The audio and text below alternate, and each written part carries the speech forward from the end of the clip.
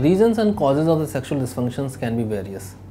It depends on the various aspects of the human, like a person. Like it can be biological, it can be psychological, it can be a combination of biological, psychological and social difficulties. In cases where the biological causes are there, the most common biological causes are because of the a constant or chronic uncontrolled diabetes, a constant and chronically uncontrolled hypertension, a chronic alcohol or tobacco abuse, use of illicit drugs, recurrent infections due to sexually transmitted diseases, can be because of uncontrolled or difficult hormonal like balances or imbalances, and like certain cases due to because of the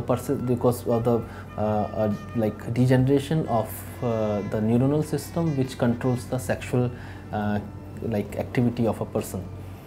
In commonly seen psychological causes of sexual dysfunctions are the mood disorders, specifically the depression, the anxiety disorders, certain cases of obsessive compulsive disorders. In certain cases of in negative schizophrenia or certain like psychosis, psychotic illnesses in which the sexual desire comes down or sexual practices are not being performed by the person. In certain cases of the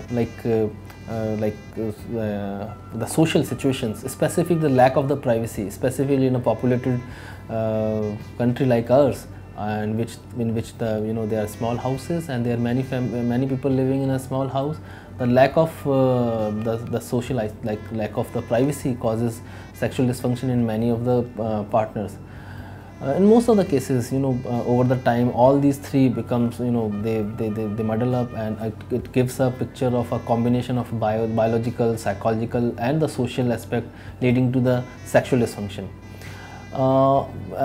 Importantly, the sexual dysfunctions because of any of the reasons can be of majorly of two types. It may be a temporary sexual dysfunction, like which would take place for some time and it would vanish, and second is a kind of, it depends on the severity of the damages which have taken up because of the biological reason, specifically a kind of the permanent sexual dysfunctions. But fortunately, the most of the sexual dysfunction what we see in our clinical practice are reversible, are temporary, and definitely could be treated.